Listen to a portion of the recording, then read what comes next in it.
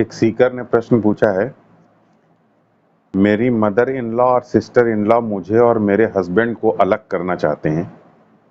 मुझसे वो बात भी नहीं करती हैं। मुझे मेंटली हैरेस भी करते हैं।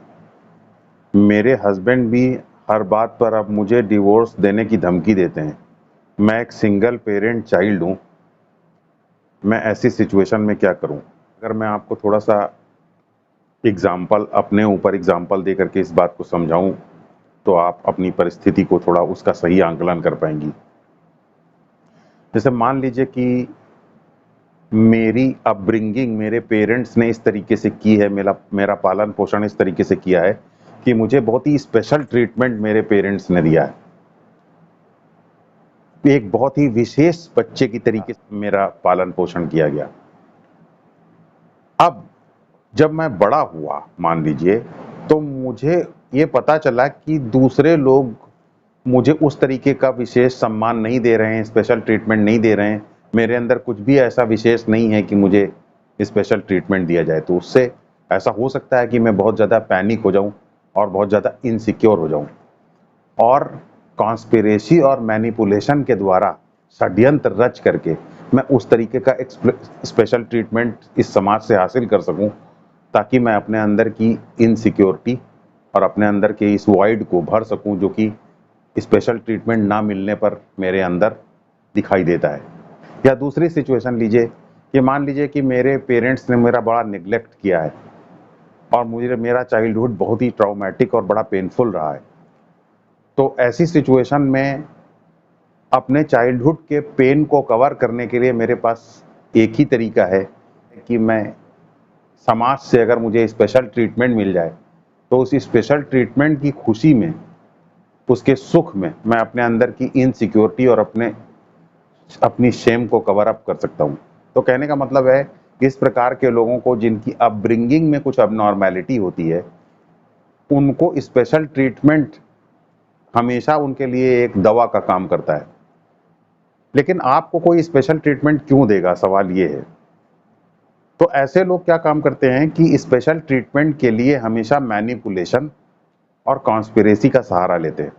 तो किस प्रकार ये मैनिपुलेशन और कॉन्स्पिरेसी का सहारा लेते हैं? देखिए, जैसे ही मुझसे मान लीजिए कि कोई मिलने आया, मैं इस तरीके की समस्या से पीड़ित हूँ, तो मुझसे अगर कोई मिलने आया तो मैं चाहूँगा कि वो मुझे स्पेशल ट्रीटमेंट दे। खासतौर से अगर वो एक मेरी ज़िंदगी का कोई मीनिंगफुल व्यक्ति है, तो मैं ये चाहूँगा कि वो मुझे स्पेशल ट्रीटमेंट दे।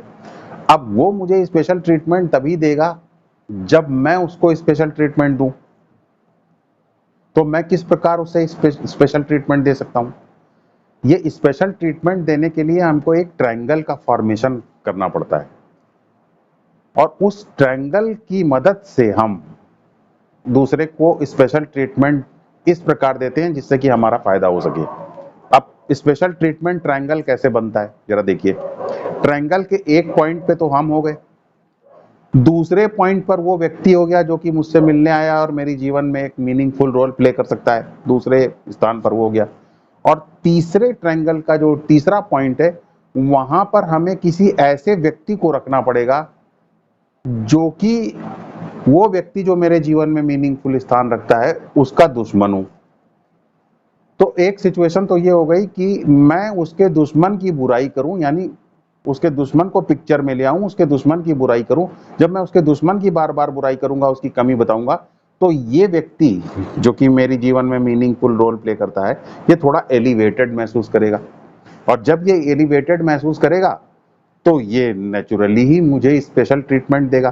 तो मेरे पास एक ट्रायंगल मैंने फॉर्म किया कि मैंने उसके दुश्मन की बुराई करना शुरू कर दिया। अगर मैं उसके दुश्मन को पिक्चर में नहीं लाऊंगा और सीधे ही उसको स्पेशल ट्रीटमेंट देने लगूंगा, तो फिर वो special treatment balanced special treatment नहीं होगा, वो लॉपसाइडेड हो जाएगा, बोरिंग हो जाएगा।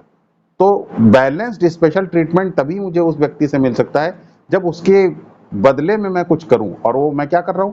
उसके दुश्मन की बुराई कर रहा हूं, उसकी कमी निकाल रहा हूं, उसकी कमी बता रहा हूं। तो जितना मैं उसके अंदर कमी बताऊंगा, उतना इस व्यक्ति के अंदर फील गुड फैक्टर आएगा, उतना ही ये मुझे स्पेशल ट्रीटमेंट देगा। तो इस प्रकार एक ट्रायंगुलेशन क्रिएट होगा, एक ट्रायंगल फॉर्मेशन होगा। इसको हम कह सकते हैं स्पेशल ट्रीटमेंट ट्रायंगल 1। अब इसी तरीके से एक दूसरा ट्रायंगल भी फॉर्म कर सकते हैं। उस ट्रायंगल में मान लीजिए कि कोई व्यक्ति मुझसे मिलने आया जो कि मेरे जीवन में मीनिंगफुल रोल प्ले करता है, तो ट्रायंगल का एक पॉइंट पर मैं हो गया, दूसरे पॉइंट पर वो व्यक्ति आया जो कि मेरा मीनिंगफुल रिलेशनशिप मेरे साथ रखने की संभावना है जिसके, और ट्रायंगल के तीसरे पॉइंट पर मैं कोई अपने दुश्मन को वहां पर रख दूं। ट्रायंगल के तीसरे पॉइंट पे मेरा दुश्मन आ गया। अभी पिछले वाले ट्रायंगल में ट्रायंगल के तीसरे पॉइंट पे उसका दुश्मन था, लेकिन अब ट्रायंगल के तीसरे पॉइंट पे मेरा दुश्मन है।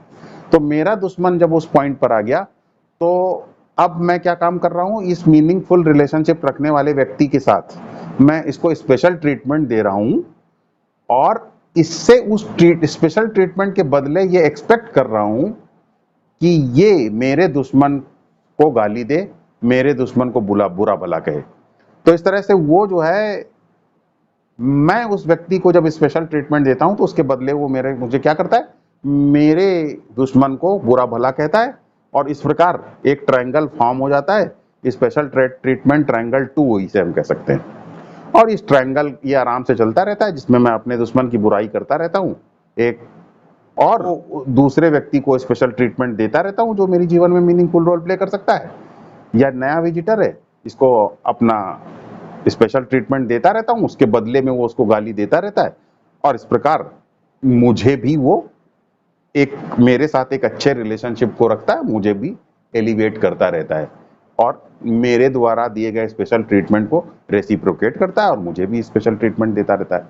तो आपके साथ यही सिचुएशन है, आपके साथ ट्रायंगल नंबर 2 ऑपरेट हो रहा है। तो ये ट्रायंगल नंबर 2 जब कैसे आपके साथ सिचुएशन में, आपके साथ कैसे ट्रायंगल 2 ऑपरेट हो रहा है, देखिए आपकी मदर इन लॉ है इसमें मेन प्लेयर, तो वो हैं ट्रायंगल के एक मेन पॉइंट पे, और आपके हस्बैंड हैं ट्रायंगल के दूसरे पॉइंट पे, और आप हैं ट्रायंगल के तीसरे पॉइंट पे। तो आपकी जो मदर इन लॉ हैं वो क्या कर रही हैं, आपके हस्बैंड को स्पेशल ट्रीटमेंट दे रही हैं, और उनसे वो एक्सपेक्ट कर रही हैं कि आपके साथ दुर्व्यवहार करें, क्योंकि आपको आपकी मदर इन लॉ एक एनिमी की तरीके से देख रही हैं। क्यों आपको एनिमी की तरीके से देख रही हैं? क्योंकि आप उनकी इस सेल्फ इमेज को थ्रेटन कर सकती हैं कि वो स्पेशल ट्रीटमेंट डिजर्व करती हैं। क्योंकि हो सकता है कि आपकी पर्सनैलिटी इतनी चार्मिंग हो कि बाकी सब लोग आपकी तरफ ग्रेविटेट हो जाए, आपके हस्बैंड जो है वो आपकी तरफ थोड़ा मूव हो जाए, तो ऐसे में उनका स्पेशल ट्रीटमेंट का चांस कोलैप्स हो सकता है, उनके स्पेशल ट्रीटमेंट का, उनके सिचुएशन को कंट्रोल करने की पॉसिबिलिटी नीचे गिर सकती है। तो इसलिए वो आपको एक थ्रेट की तरीके से परसीव करती है, क्योंकि उनको ये लगता है कि आप उनके लड़के को उनसे दूर कर सकती हैं, इसलिए वो आपको एक थ्रेट की तरीके से ट्रीट कर रही हैं, और अपने लड़के को स्पेशल ट्रीटमेंट कर रही हैं, और उसके बदले एक्सपेक्ट ये कर रही हैं कि उस स्पेशल ट्रीटमेंट के बदले उनका लड़का जो है वो आपके साथ डिस्टेंस क्रिएट करे, आपको ह्यूमिलिएट करने का प्रयास करे, और इस प्रकार उन दोनों के बीच में एक स्पेशल बॉन्ड बना रहे, और ये इनको स्पेशल ट्रीटमेंट लड़के को देती रहे मदर इन लॉ, और लड़का मदर इन लॉ को स्पेशल ट्रीटमेंट देता रहे, और इस प्रकार मदर इन लॉ जो है एक पिवोटल पॉइंट पर रह करके दोनों को ही कंट्रोल कर सके। लड़के को इसलिए कंट्रोल कर सके कि उसको स्पेशल ट्रीटमेंट दे रही है, तो इसलिए लड़का कंट्रोल में है। आप इसलिए कंट्रोल में है क्योंकि आपकी उससे बुराई करवा रही हैं, आपको इनसिक्योर महसूस करवा पा रही हैं, इसलिए आपको भी कंट्रोल कर पा रही है। तो एक ट्रायंगल फॉर्म हो गया जिसमें कि आपकी मदर इन लॉ एक ऐसी सिचुएशन में है जहां की वो सिचुएशन को पूरी तरीके से कंट्रोल कर पा रही है। आपको मैं ये बताना चाहता हूं कि इस तरीके का जो ट्रायंगुलर नैरेटिव है, ट्रायंगुलर जो कॉन्स्पिरेसी है इस तरीके की, ये बहुत सारे जगहों पर चल रही है। इस तरीके से लोग चलाते रहते हैं। आप ये समझिए कि हर जगह, कंपनीज में, यूनिवर्सिटीज में, हर जगह इस तरीके का ट्रायंगल फॉर्म होता रहता है। नए लोग आते हैं, उनको एक पहले से ही चलने वाली फेक कहानी के अंदर प्लांट कर दिया जाता है, और वो पॉलिटिक्स का हिस्सा बन जाते हैं, और वो मेन आदमी जो कि ट्रायंगल चला रहा होता है उसके साथ एक अच्छा रिलेशनशिप डेवलप कर लेते हैं, और वो व्यक्ति उनको विशेष सम्मान देता रहता है, और उसके बदले वो मेन व्यक्ति के दुश्मनों को गाली देते रहते हैं। तो इस प्रकार एक ट्रायंगल फॉर्म होता जाता है, और जिसे विशेष आप सम्मान दे रहे होते हैं उसे तो पता भी नहीं चलता कि वो एक स्लीपर सेल की तरीके से यूज हो रहा है, क्योंकि विशेष सम्मान किसे अच्छा नहीं लगता। तो वो विशेष सम्मान प्राप्त करता रहता है, दुश्मन को गाली देता रहता है, जबकि दुश्मन से उसका कोई लेना देना नहीं है। उसने दुश्मन ने उसका कुछ भी बुरा नहीं किया, लेकिन फिर भी गाली देता रहता है और विशेष सम्मान प्राप्त करता रहता है। इसी तरीके से वो स्लीपर सेल की तरीके से एक्ट करता रहता है। तो आप इस ट्रायंगल में हैं रिसीविंग पॉइंट पर। अब आपको क्या काम करना है, अब जरा आप ठीक से समझिए कि आपको इस नैरेटिव को, इस झूठी मनगढ़ंत जो षड्यंत्र है उसको कैसे, उसको तार तार करना है, उसको कैसे तोड़ना है। मान लीजिए कि आप इस रिलेशनशिप से वॉक अवे हो जाएं, आप वॉकआउट कर जाएं, आप बाहर चले जाएं, तो क्या होगा, ट्रायंगल कोलैप्स हो जाएगा और बात खत्म हो जाएगी। लेकिन आपकी सिचुएशन ऐसी नहीं है कि आप ट्रायंगल से बाहर जा सकें, क्योंकि आपका वहां रहना मजबूरी है। तो आपको कुछ इस तरीके से बिहेव करना होगा जिससे कि आप वहां रहते हुए भी ट्रायंगल को कोलैप्स कर सकें। तो ऐसा कैसे हो सकता है कि आप वहां रहते हुए भी ट्रायंगल को कोलैप्स कर सकें? तो इसके लिए सबसे इंपॉर्टेंट चीज है कि आप रिएक्ट करना बंद कर दें। ऐसे रहें कि ट्रायंगल को आप ठीक से पहचानें और ट्रायंगल को कोलैप्स करने के लिए जो कुछ भी ट्रायंगल को क्रिएट करने में, जो भी ट्रायंगल को प्लान करने में एफर्ट्स किए जा रहे हैं, उन एफर्ट्स को आप डिफ्यूज कर सकें। तो अब ऐसा करने के लिए आपको क्या करना होगा? ऐसा करने के लिए सबसे इंपॉर्टेंट चीज जो आपको करनी है वो ये करनी है कि आपको अपने हस्बैंड के साथ एक कम्युनिकेशन स्टैब्लिश करना होगा। क्योंकि अगर आप अपने हस्बैंड के साथ एक इफेक्टिव कम्युनिकेशन या एक प्रभावी संप्रेषण पैदा कर सकी तो ट्रायंगल अपने आप कोलैप्स हो जाएगा। आपके हस्बैंड और आपके बीच में दूरी होने की वजह से ये ट्रायंगल चल रहा है। तो आप अपने हस्बैंड से अभी, ऐसा नहीं है कि आप उनसे कम्युनिकेट करने की कोशिश नहीं कर रही होंगी, आप कम्युनिकेट कर रही होंगी, लेकिन कम्युनिकेशन सक्सेसफुल नहीं हो पा रहा है। तो कम्युनिकेशन सक्सेसफुल ना हो पाने की कारण क्या है? कम्युनिकेशन सक्सेसफुल ना हो पाने का कारण भी ट्रायंगल ही है। तो ट्रायंगल चूंकि विशेष अधिकार दे रही है वो मदर इन लॉ, तो लड़का जो है वो कम्युनिकेशन को रिकॉग्नाइज ही नहीं कर पा रहा है, आपसे एक डिस्टेंस मेंटेन किए हुए। तो यानी ट्रायंगल ही रिस्पॉन्सिबल है कम्युनिकेशन ना हो पाने की। तो आपको क्या काम करना पड़ेगा? थोड़ा इंटेलिजेंटली कम्युनिकेशन को स्टैब्लिश करना पड़ेगा। इंटेलिजेंट कम्युनिकेशन स्टैब्लिश करने का तरीका क्या है? इंटेलिजेंटली कम्युनिकेशन स्टैब्लिश करने का तरीका यह है कि आपको अपनी मदर इन लॉ के ऊपर डायरेक्ट अटैक नहीं करना है। आपको अपनी मदर इन लॉ को अच्छा बताना है और अच्छा बता करके अपने हस्बैंड के साथ कम्युनिकेशन स्टैब्लिश करना है। और अच्छा बता करके जब आप उनके साथ एक कम्युनिकेशन स्टैब्लिश करने की शुरुआत कर दें, तो फिर आप उनको अच्छा बताते हुए उनकी, जो आपको टारगेट करने के लिए जो बात करती हैं वो उनको बताएं। थोड़ा कॉन्फिडेंस जब आपके बीच में पैदा हो जाए, तो कॉन्फिडेंस पैदा होने के बाद आप मदर इन लॉ को अच्छा बताती रहे, लेकिन आपके खिलाफ वो जो कर रही हैं उसको अच्छा बताते हुए उसके बारे में भी थोड़ा सा बताएं। तो जब आप अच्छा बताते हुए मदर इन लॉ को कम्युनिकेट करने की कोशिश करेंगी तो हस्बैंड आपको जो है आपकी बात को सुनेंगे। हैं, धीरे धीरे पहले रेजिस्ट करेंगे, लेकिन धीरे धीरे वो आपकी बात सुनेंगे। और जब आप इसी तरीके से अच्छा बताते रहेंगी और कम्युनिकेशन स्टैब्लिश होने के बाद अच्छा बताते हुए उनकी थोड़ी कमियों को भी बताएंगी, तो फिर वो आपकी बात को ठीक से समझेंगे। हो सकता है कि आपकी बात को ठीक से इवैल्यूएट करें और तब ट्रायंगल कोलैप्स हो जाने की पूरी संभावना क्रिएट होने शुरू हो जाएगी। क्योंकि आपके और आपके हस्बैंड के बीच में जहां कम्युनिकेशन क्रिएट हुआ, वहां तुरंत ट्रायंगल कोलैप्स हो जाएगा। तो आपकी प्रायोरिटी ये होनी चाहिए कि आप अपने हस्बैंड के साथ कम्युनिकेशन स्टैब्लिश करें।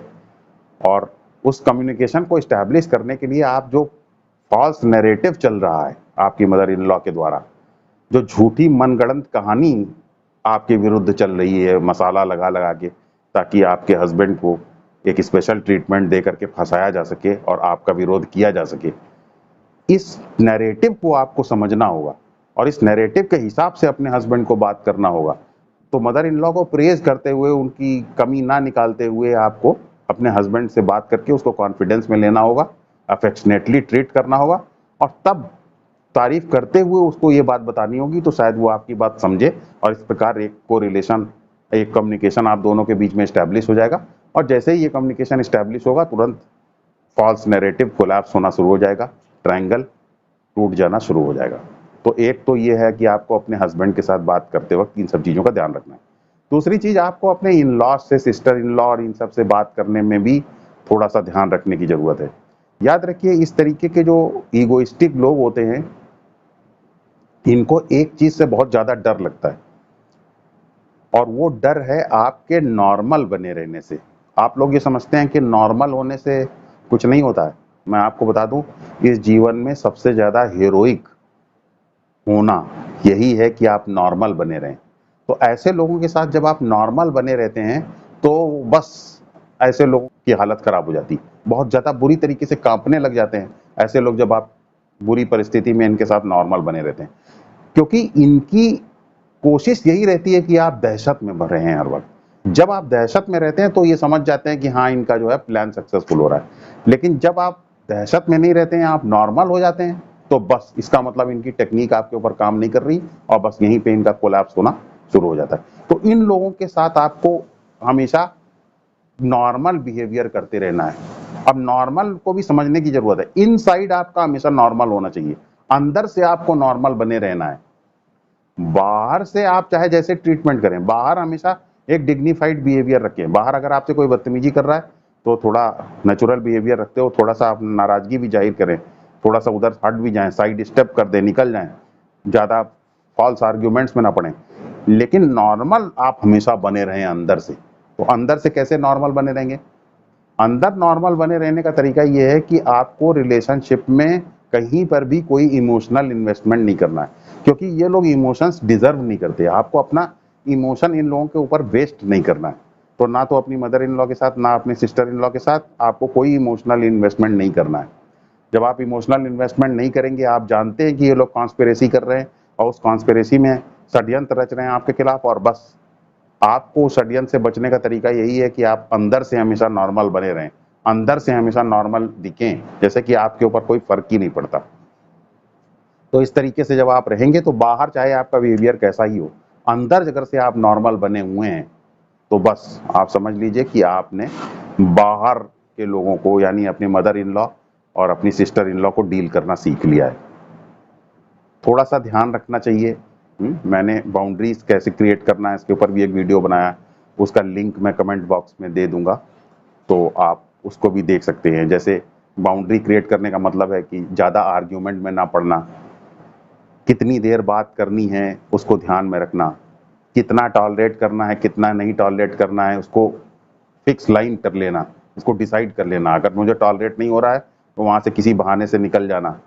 तो इन सब बातों का थोड़ा सा ध्यान रखते हुए बिहेवियर रखना है और अंदर से हमेशा नॉर्मल बने रहना है। अब याद रखिए कि ये अंदर से नॉर्मल बने रहना इतना आसान नहीं है। कहना तो आसान लगता है कि अंदर से नॉर्मल बने रहिए, लेकिन बाहर से, मतलब इसके लिए एफर्ट जब आप करते हैं तो तब आपको पता चलता है कि अंदर से नॉर्मल बने रहना काफ़ी मुश्किल होता है। तो पहली बात तो आपको ये ठीक से समझना है कि ये लोग कॉन्स्पिरेसी कर रहे हैं, और उस कॉन्स्पिरेसी को डिफ्यूज़ करने के लिए ज़रूरी है कि आप इन लोगों के साथ बातचीत करने में कोई इमोशनल इन्वेस्टमेंट ना करें, क्योंकि कोई भी इमोशनल इन्वेस्टमेंट जब आप करते हैं तो आप प्रॉब्लम में फंसते हैं। तो ये आप इतना सा ध्यान रखिए। और कुछ टेक्निक्स हैं, आपको उन टेक्निक्स को भी हमको फॉलो करना चाहिए, अंदर से हम नॉर्मल बने रह सकें इसके लिए। देखिए, टेक्निक का अपना अलग यूज़ होता है। टेक्निक को फॉलो किए बिना आप पूरी तरीके से नॉर्मल नहीं रह सकते, तो टेक्निक थोड़ा सा फॉलो करना है। लेकिन टेक्निक के फॉलो करने के साथ साथ कैसे रहना है ये भी आपको ध्यान में रखना चाहिए। ये कैसे रहना है ये एक बहुत इंपॉर्टेंट पहलू है। सेल्फ जस्टिफाई नहीं करना है, हर बात का एक्सप्लेनेशन नहीं देना है, अपनी लाइफ की पर्सनल इंफॉर्मेशन को बाहर लीक नहीं करना है, बार बात में डिफेंसिव नहीं हो जाना है, हर बात में ये नहीं बताना है, अपनी वीकनेसेस के बारे में नहीं बताना है कि मैं एक सिंगल पेरेंट चाइल्ड हूँ, ये सब नहीं बताना है आपको। ये सब पीछे छूट गई बातें। आपको अपनी वीकनेसेस के बारे में बात नहीं करनी है, आपको अपनी स्ट्रेंथ के बारे में बात करनी है। याद रखिए, ऐसे लोग आपकी वीकनेसेस ही तो सुनना चाहते हैं, क्योंकि वीक आदमी हमेशा दूसरे की वीकनेस जानना चाहता है और उसी वीकनेस के उसके आधार पे उसको टॉर्चर करना चाहता है। तो वीकनेस नहीं बताना है, आपको अपनी स्ट्रेंथ के बारे में बात करनी है और अंदर से आपको स्ट्रांग बने रहना है। तो अंदर से स्ट्रांग बने रहने की टेक्निक क्या है? देखिए, मैं आपको छोटी सी टेक्निक रिकमेंड कर रहा हूँ, आप वो टेक्निक फॉलो करिए। पहले आप बैठ जाइए और अपनी बॉडी को स्कैन कीजिए। जब आप अपनी बॉडी को स्कैन करेंगे तो आपको पता चलेगा कि आपकी बॉडी के अंदर ब्रीदिंग सेंसेशन चल रहा है और बॉडी के अंदर भी एक झुंझुनाहट होती है, संवेदना या सेंसेशन चलते रहते हैं। तो आपकी बॉडी एक सेंसेशन है, बॉडी में ब्रीदिंग सेंसेशन भी है, बॉडी में और हर तरीके की मांसपेशियों के अंदर भी सेंसेशंस है। तो आपके अंदर जो सेंसेशंस हैं वही आपकी बॉडी है। बस आपको क्या काम करना है, अपनी ब्रीदिंग बॉडी के ऊपर सांस लेते हुए शरीर के अंदर जो भी संवेदनाएं या सेंसेशन चल रहे हैं उसी उसी संवेदना सेंसेशन पे अपना ध्यान बनाए रखना है। अपने अटेंशन को बस उसी के ऊपर डायरेक्ट किए रहना है। तो ऐसा करने से क्या होगा, आपका अटेंशन आपके बॉडी सेंसेशन में फंस जाएगा और वो नेगेटिव इमोशंस में और नेगेटिव थॉट्स को चला नहीं पाएगा। तो जब आप अभी क्या काम करते हैं कि किसी अटेंशन को कहीं पे फंसाए हुए नहीं है, तो अटेंशन अपना तुरंत डाइवर्ट होकर के नेगेटिव इमोशंस और नेगेटिव थॉट्स में चल देता है और वो नेगेटिव थॉट्स और नेगेटिव इमोशंस प्रोड्यूस करने लगता है, जिससे आपके अंदर दहशत पैदा हो जाती है और आप विचलित महसूस करने लगते हैं। अब आपको क्या काम करना है कि अपनी बॉडी सेंसेशंस, पहले अपनी ब्रीद करती हुई बॉडी को, सांस लेते हुए शरीर की तरफ अपना ध्यान ले आना है और उसको स्कैन करना है। स्कैन करके देखना है कि उसके अंदर किस तरीके के सेंसेशंस उठते हैं। उन सेंसेशंस के ऊपर अपना ध्यान केंद्रित कर देना है। अब हो सकता है कि ध्यान केंद्रित करने के बाद भी ध्यान भटक जाए, तो ध्यान जब किसी चीज के ऊपर भटके, मान लीजिए नेगेटिव इमोशन कोई आ रहा है, गुस्सा आ रहा है, तो आपको गुस्से को अपने मन में लेबल करना है इस तरीके से, ये गुस्सा है। आप उसको बोलेंगे, अपने मन में बोलिए ये गुस्सा है, और उसको गुस्से को ठीक से पहचानेंगे गुस्से को, और फिर से अपना ध्यान बॉडी सेंसेशन के ऊपर ले आएंगे धीरे से। उसी तरीके से आप मान लीजिए कि आप थोड़ी देर दहशत या डर महसूस होने लग गया, तो फिर से आप उसको तुरंत डर को लेबल करेंगे कि ये डर है, ये डर आ गया, ये डर है, और फिर से आप अपना ध्यान बॉडी सेंसेशन की तरफ केंद्रित कर देंगे। फिर उसके बाद मान लीजिए कि आपको थकान महसूस होने लगी, तो आप थकान की तरफ इशारा करेंगे, ये थकान है, और फिर से बॉडी सेंसेशन के प्रति अपना ध्यान ले आएंगे। तो इस तरीके से जो भी चीज आपको महसूस हो रही है उसको कोई जजमेंट नहीं पास करेंगे, बस उसको लेबल करेंगे कि ये चीज है, ये चीज, उसको नाम देंगे और धीरे से फिर से बॉडी सेंसेशन के ऊपर ध्यान अपना केंद्रित करने लग जाएंगे। तो इस तरीके से ध्यान आपका बॉडी सेंसेशन में आकर के फंसा रहेगा और आप नेगेटिव इमोशंस, नेगेटिव परिस्थितियों के बीच में भी कंफर्टेबल बने रहेंगे। ये मेडिटेशन टेक्निक आप फॉलो कर सकते हैं। अगर आपको ये लगता है कि ये मेडिटेशन टेक्निक कठिन है, तो मैंने जाप करने का मेथड बताया है, उसकी पूरी टेक्निक है, उसका भी वीडियो मैंने बनाया, उसका मैं लिंक आपको दे दूंगा और कमेंट बॉक्स में उसको भी मैं पिन कर दूंगा, उसको फॉलो करें। और इस तरीके से आप जो है बिना सेल्फ जस्टिफिकेशन के, बिना डिफेंसिव हुए, बिना डरे हुए, बिना फालतू के आर्ग्यूमेंट्स में पड़े हुए, आप अपने मदर इन लॉ और सिस्टर इन लॉ को डील कीजिए और अपने हस्बैंड के साथ थोड़ा सा प्रोएक्टिव होते हुए, बिना मदर इन लॉ की बुराई किए हुए, बिना सिस्टर इन लॉ की बुराई किए हुए, इनफैक्ट स्ट्रैटेजिकली उनको पॉजिटिव लाइट में इंटरप्रेट करते हुए, उनके गुणों के बारे में बात करते हुए अपने हस्बैंड के साथ एक कम्युनिकेशन क्रिएट करने की कोशिश कीजिए। और अपने हस्बैंड के साथ जब थोड़ा कम्युनिकेशन क्रिएट होने लग जाए तो अच्छी क्वालिटीज़ मदर इन लॉ की बताते हुए ये बताइए कि वो किस तरीके का खेल करते हैं, किस तरीके से आपके साथ सेपरेशन क्रिएट करना चाहते हैं और किस तरीके से आपके बीच में गैप क्रिएट करना चाहते हैं। तो इस तरीके से अगर आप प्रयास करेंगे तो मुझे लगता है कि रिलेशनशिप आपकी ठीक हो जाएगी और बाय गॉड्स ग्रेस जो है आपकी ज़िंदगी ठीक होना शुरू हो जाएगी। और याद रखिए हमेशा कि समय हमेशा एक जैसा नहीं होता है, समय बदलना शुरू होता है। समय, परिस्थितियाँ चेंज होती हैं, परिस्थितियाँ जब बदलना शुरू होती हैं, समय बदलना शुरू होता है, तो सब चीज़ ठीक होना शुरू हो जाती है और सबका दिन आता है। तो आप अभी जब बुरा फेज़ चल रहा है, बुरा फेज़ में ये प्रैक्टिस कीजिए, फिर समय जब आपके फेवर में आएगा तो सिचुएशन फिर अपने आप सब ठीक होना शुरू हो जाएगी।